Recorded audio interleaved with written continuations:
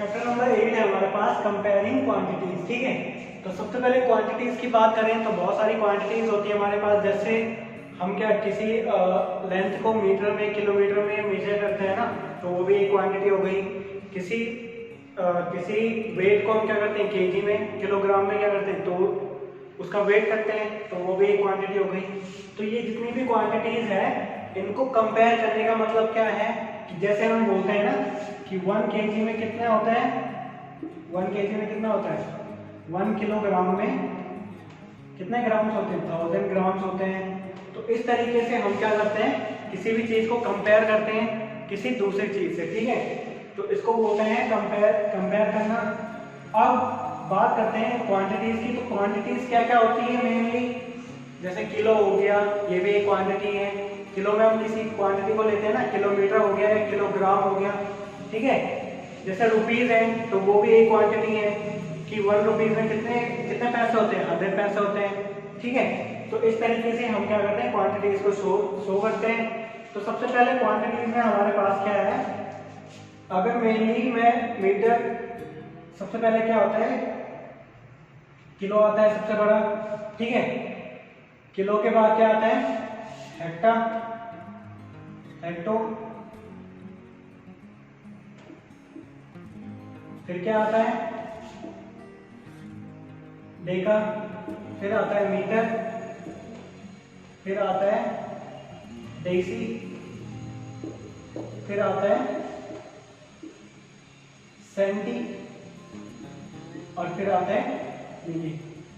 ठीक है, तो इसका मतलब क्या है, सबसे पहले किलोमीटर आएगा। अगर मीटर्स वाला हम देख रहे हैं तो किलोमीटर, हेक्टोमीटर, डेकामीटर, फिर मीटर आता है, फिर डेसीमीटर, सेंटीमीटर और मिलीमीटर। इस तरीके से क्या आते हैं, सबसे बड़ा क्या होता है किलो होता है, फिर हेक्टो होता है, फिर डेका होता है, फिर मीटर होता है। तो इस तरीके से इनके बीच में क्या होता है 10 का गैप होता है। ठीक है, 10 का गैप मीन्स क्या होता है, देखो अगर मैं 1 किलो बोल रहा हूं तो 1 किलो में होता है 10 हेक्टो। ठीक है, तो चाहे वो किलोग्राम हो सकता है, यहाँ पे 1 किलोग्राम बोलूंगा तो 1 किलोग्राम में होता है 10 हेक्टोग्राम। ठीक है, अगर मीटर बोल रहा हूं तो क्या हो सकता है 1 किलोमीटर इज इक्वल टू होता है 10 हेक्टोमीटर। ठीक है, अब देखो जब भी हम क्या करते हैं हमारे पास क्वेश्चन किस टाइप के आते हैं, क्वेश्चन आ सकते हैं कि आपको पूछ लिया उसने कि 1 किलो मीटर में कितने मीटर होते हैं हमारे। ठीक है, तो आप कैसे बताओगे, अब देखो किलो के बाद हेक्टो आता है, हेक्टो के बाद डेका आता है, तो इन सब में क्या है 10 का गैप है ना। तो यहाँ पे देखो किलो के बाद मीटर कब आता है 1 2 3 पे आता है, तो यहाँ पे 10 इंटू 10 कर देंगे। ठीक है, बिकॉज किलो के बाद हेक्टो है तो 10 का गैप है, फिर हेक्टो के बाद डेका है, फिर 10 का गैप है, डेका के बाद फिर मीटर है, ये भी 10 का गैप है, तो ये क्या हो जाएगा 1000 मीटर। ठीक है, इसी तरीके से अगर 1 मीटर इज इक्वल टू हमें निकालना है कितना मिलीमीटर होता है, मिलीमीटर या सबसे पहले सेंटीमीटर निकालते हैं। तो किस तरीके से निकालेंगे, अब देखो मीटर के बाद सेंटी कहाँ पे आता है, यहाँ पे 1 दूसरे 1 और 2 पे आता है, मीटर के बाद गिनेंगे डेसी और सेंटी, मतलब 2 पे आ रहा है, तो क्या हो जाएगा 10 इंटू 10 हो जाएगा। ठीक है, क्योंकि मीटर के बाद 10 डेसीमीटर होता है, तो 10 डेसीमीटर इंटू 10 सेंटीमीटर कर देंगे, तो ये क्या हो जाएगा 100 सेंटीमीटर। सेंटीमीटर को सीएम से भी दिखाते हैं। तो इस तरीके से क्या आते हैं हमारे पास क्वेश्चन आते हैं। जब हम क्या करते हैं, जब हम हमेशा क्या करते हैं, जैसे बड़े को हमें छोटे में दिखाना है, बड़े को छोटे में दिखाने का मतलब क्या है कि जैसे मैं बोलूँ आपके पास कि मेरे पास 1 किलोमीटर है, तो इसको मेरे को मिलीमीटर में शो करना है, तो हमेशा क्या होता है मल्टीप्लाई होता है। ठीक है, तो मल्टीप्लाई कैसे होगा कि अगर मैं कहूँगा 1 किलोमीटर है हमारे पास, तो मिलीमीटर कहाँ पे आएगा 1 2 3 4 5 6, तो मतलब 10 into 10 into 10 into 10 4 into 10 into 10, तो यहाँ पे मल्टीप्लाई हो रहा है ना 10 का, तो कितना हो जाएगा ये हो जाएगा आपका 10 लाख मिलीमीटर। मिलीमीटर को आप क्या दिखाते हैं एमएम से भी दिखाते हो। ठीक है, तो 1 kilometre is equal to 10 lakh millimetre आएगा। ठीक है, इसी तरीके से आप छोटे से बड़े की तरफ दिखा सकते हो। जैसे छोटे से बड़े की तरफ कैसे दिखा सकते हैं आप? अगर मैं आपको बोलूं कि 1 centimetre is equal to how many metres, तो 1 सेंटीमीटर में कितने मीटर होते हैं? तो यहाँ से उल्टा चलोगे आप तो क्या हो जाएगा 1 2, तो मतलब उल्टे में क्या आ रहा है, दूसरे नंबर पे आ रहा है मीटर, तो ये क्या होता है 1/10 × 10 आ जाएगा। ठीक है, बिकॉज 2 है, 1 2 है ना, तो 10 ये हो गया, 10 ये हो गया, तो 10 10 1/100। तो इसको अगर चेंज करेंगे तो क्या हो जाएगा, ये 0.01 होगा, 0.01 मीटर। तो मतलब 1 centimetre is equal to 0.01 metre होगा। ठीक है, इस तरीके से हम क्या कर सकते हैं, किलो वाले को भी निकाल सकते हैं कि 1 मीटर में कितने किलोमीटर होगा। तो 1 मीटर इज इक्वल टू क्या हो जाएगा, तो मीटर से गिनेंगे 1 2 3, तो 1 मीटर में कितना हो जाएगा 0.001 किलोमीटर। इस तरीके से क्या कर सकते हो आप, कन्वर्ट कर सकते हो। ठीक है, अब हमारे पास क्या है, इसके बाद परसेंटेज है। तो परसेंटेज क्या होता है, परसेंटेज की मीनिंग क्या होती है सबसे पहले देखेंगे। परसेंट का मतलब होता है पर 100। ठीक है, परसेंटेज का जो बेसिकली मीन्स होता है, इसका मतलब होता है पर 100। पर 100 का मीन्स क्या होता है, अगर जैसे मैंने आपको कोई फ्रैक्शन दे दिया, आपका एग्जाम था 40 मार्क्स का, ठीक है, और आपके आए 40 में से 30 नंबर। ठीक है, तो मैं अगर परसेंटेज निकालना चाहूंगा इसकी, तो परसेंटेज कैसे निकालते हैं, ये हो जाएगा 30/40। इसी तरीके से लिखते हैं ना, 30 आउट ऑफ 40 इसी तरीके से लिखते हैं। तो हम क्या करेंगे, इसको परसेंटेज में चेंज करने के लिए हम क्या करते हैं, हम इसके साथ मल्टीप्लाई कर देते हैं 100 का। ठीक है, तो ये परसेंटेज में चेंज हो जाएगा। परसेंटेज में कैसा होगा ये चेंज, यहाँ 0 से 0 कैंसिल हो जाएगी। ठीक है, और ये क्या हो जाएगा, ये 300/4 हो जाएगा।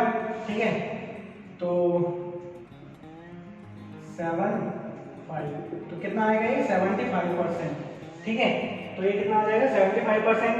इसी तरीके से जब क्या करना है, अगर परसेंटेज, अब यहाँ पे हमारे पास डेसिमल में दिया है, डेसिमल या फ्रैक्शन में दिया है, तो हम उसे कैसे कर सकते हैं कन्वर्ट परसेंटेज में, 100 का मल्टीप्लाई करके।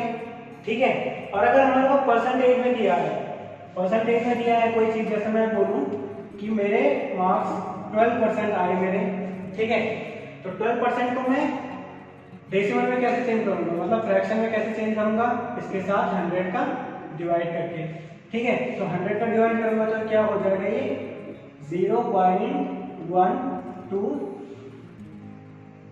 ठीक है, तो ये आ जाएगा ये नंबर्स। ठीक है, तो इतने नंबर आए हमारे किसी भी पेपर में। अगर मैं बोलूं कि मेरे 12 मार्क्स आ रखे हैं, ठीक है, आउट ऑफ 100, अगर 12 मार्क्स आ रखे हैं आउट ऑफ 100, मतलब 12% आ रखी है, तो 12% को मैं डेसिमल में इस तरीके से चेंज कर सकता हूँ। ठीक है, इसके बाद बात करते हैं सीपी, कॉस्ट प्राइस और सेलिंग प्राइस की। ठीक है, परसेंटेज भी हो गया, कॉस्ट प्राइस और सेलिंग प्राइस की बात करेंगे। तो कॉस्ट प्राइस क्या होता है हमारा,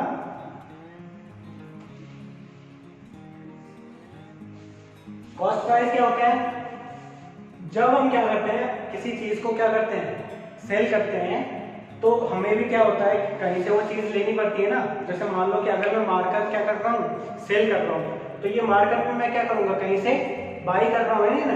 तो बाई करते हुए जो मेरे को जितने का ये मार्कर पड़ रहा है, मतलब जितने की कॉस्ट का ये मेरे को मिल रहा है, ये मेरे लिए क्या हो गया, कॉस्ट प्राइस हो गया। ठीक है, सेलिंग प्राइस क्या होता है, जितने में मैंने इसको क्या कर दिया, बेच दिया। मान लो कि मैंने इसको कितने में खरीदा, 10 रुपीज में खरीदा। ठीक है, मैंने इसको 10 रुपीज में खरीदा, तो मेरे लिए कॉस्ट प्राइस क्या हो गया, 10 रुपीज। अब मैंने इसे कितने में बेचा, 20 रुपीज में बेच दिया इसको। ठीक है, तो ये मेरे लिए क्या हो गया, सेलिंग प्राइस। तो कॉस्ट प्राइस और सेलिंग प्राइस यही होता है। इसके बेस पे हमें क्वेश्चन आते हैं। तो क्वेश्चन कैसे आते हैं, जैसे मान लो कि आपको दिया हो क्वेश्चन में कि आपने क्या किया, आपने भाई पेन खरीदे, ठीक है, कितने रुपीज में, 50 रुपीज में। आपने क्या करे, 5 पेन खरीदे और उनको आपने सेल किया कितने रुपीज में, और उन 5 पेन्स को आपने सेल किया यहाँ पे अब खरीदे कितने 50 रुपीज में, तो ये कॉस्ट प्राइस हो गया। ठीक है, तो सेल किया आपने ये 100 रुपीज में, तो ये आपका क्या हो गया सेलिंग प्राइस हो गया। ठीक है, तो इसमें क्या होता है, इसमें दो चीजें होती है, एक होता है प्रॉफिट, एक होता है लॉस। जब हमारा क्या होता है सेलिंग प्राइस क्या होता है कॉस्ट प्राइस से ज्यादा होता है, जब हमारा सेलिंग प्राइस कॉस्ट प्राइस से ज्यादा होता है तो वहां पे हमें क्या होता है प्रॉफिट होता है। तो मतलब मैं क्या लिख सकता हूं, प्रॉफिट इज इक्वल टू क्या होता है हमारा सेलिंग प्राइस ज्यादा होगा किससे, कॉस्ट प्राइस से। तो प्रॉफिट कैसे निकलेगा हमारा, हम क्या करेंगे सेलिंग प्राइस में से कॉस्ट प्राइस को माइनस कर देंगे, तो जो हमारा आएगा वो क्या हो जाएगा प्रॉफिट हो जाएगा। जैसे यहाँ पे क्या है, यहाँ पे सेलिंग प्राइस कितना है 100 रुपीज, मतलब मैंने 5 पेन्स को कितने में खरीदा 100 रुपीज में खरीदा, और सॉरी बेचा कितने में मैंने 100 रुपीज में, और खरीदा कितने में था 50 रुपीज में। तो ये 100 माइनस 50 करेंगे तो ये 50 रुपीज आएगा, तो मतलब मेरे को प्रॉफिट कितने का हुआ 50 रुपीज का हुआ। इसी की जगह अगर हमारे पास क्या है, मैंने अगर ये पेन क्या किए सेल किए 50 रुपीज में, सेल मैंने 50 रुपीज में किए और खरीदे मैंने थे ये, मतलब मैंने उल्टा कर दिया कि 100 रुपीज में मैंने 5 पेन्स को खरीदा था और सेल मैंने वो 50 रुपीज में कर दिए। तो यहाँ पे क्या बढ़ा है हमारा सीपी बढ़ा है। तो प्रॉफिट वाले में क्या होता है, सबसे पहले प्रॉफिट वाले का लिखते हैं, इसमें सेलिंग प्राइस बढ़ा होगा किससे कॉस्ट प्राइस से।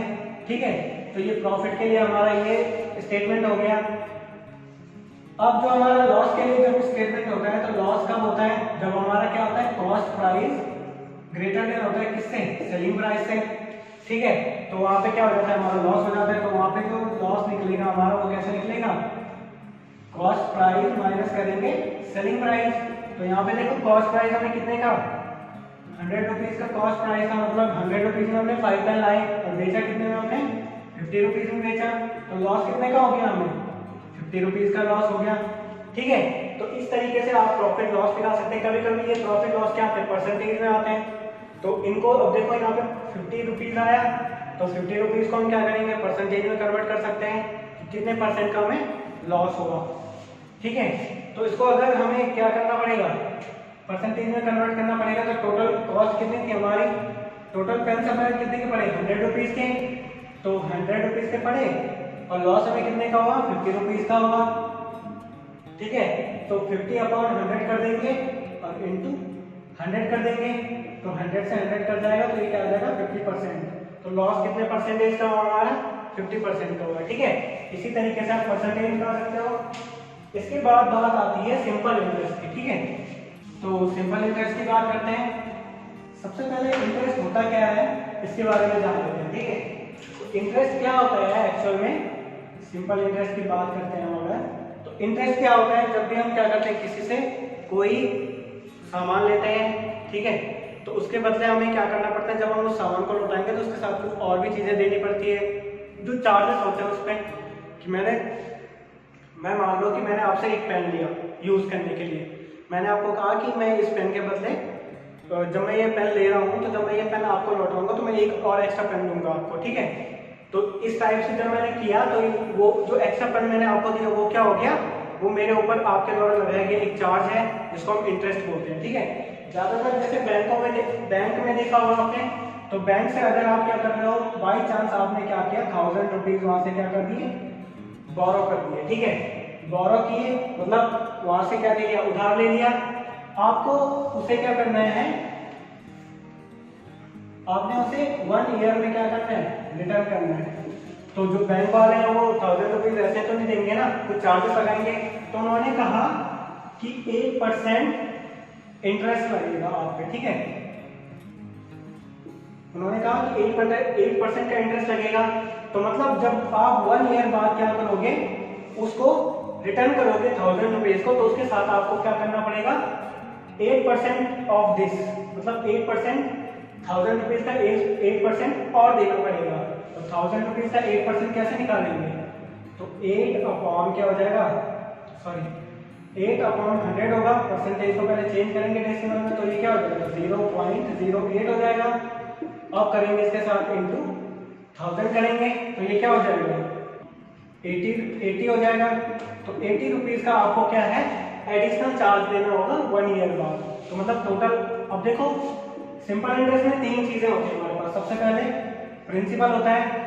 तो प्रिंसिपल क्या होता है? जो हम क्या कर रहे हैं, बोरो कर रहे हैं, जो अमाउंट हमने सबसे पहले बोरो की उसको हम कहते हैं प्रिंसिपल। ठीक है। सेकंड थिंग क्या होती है? रेट ऑफ इंटरेस्ट होता है। ठीक है। तो रेट ऑफ इंटरेस्ट क्या है? जो पर ईयर के हिसाब से हमें उस प्रिंसिपल अमाउंट पे क्या चार्जेस देने पड़ रहे हैं उसको हम कहते हैं रेट ऑफ इंटरेस्ट। ठीक है। इसके बाद बात आती है, रेट ऑफ इंटरेस्ट के बाद बात आती है अमाउंट की। तो अमाउंट क्या होता है हमारा? जब हम रेट ऑफ इंटरेस्ट निकालते हैं किसी चीज का और जो हमारी प्रिंसिपल अमाउंट होती है, तो कुल मिला के हम अमाउंट को कैसे दिखा सकते हैं? जो प्रिंसिपल अमाउंट है उसके साथ जब प्लस करेंगे हम क्या इंटरेस्ट को, तो तब जाके हमारा ये क्या हो जाता है, टोटल अमाउंट बनती है। ठीक है। जैसे मान लो कि अगर मैंने 1000 रुपीज लिए एक बैंक से, तो मेरे लिए प्रिंसिपल अमाउंट हो गया। उस पर 8% का हमें क्या चार्जेस देना पड़ेगा, तो ये रेट हो गया 8% जो है हमारा। ठीक है। तो जब मैंने 8% को निकाल दिया 80 रुपीज आया, तो ये इंटरेस्ट आ गया मेरा, ये प्रिंसिपल अमाउंट है। तो इन दोनों को जोड़ के कितना आ जाएगा? ये 1000 है अगर, और ये 80 रुपीज है, तो 1000 प्लस 80 कितना हो जाएगा? 1080। तो 1 ईयर बाद मुझे क्या करना पड़ेगा?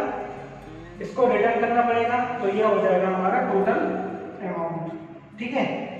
और जो यहाँ पर टाइम दे रखा है इसको टाइम ड्यूरेशन कहते हैं, कि कितने टाइम के लिए ये रेट ऑफ इंटरेस्ट काम करेगा। जैसे यहाँ पे लिखा होगा आपका कि 8% पर ईयर, इसी तरीके से 12% लिखा होगा, 24% पर ईयर, टाइम दिया होगा पर ईयर।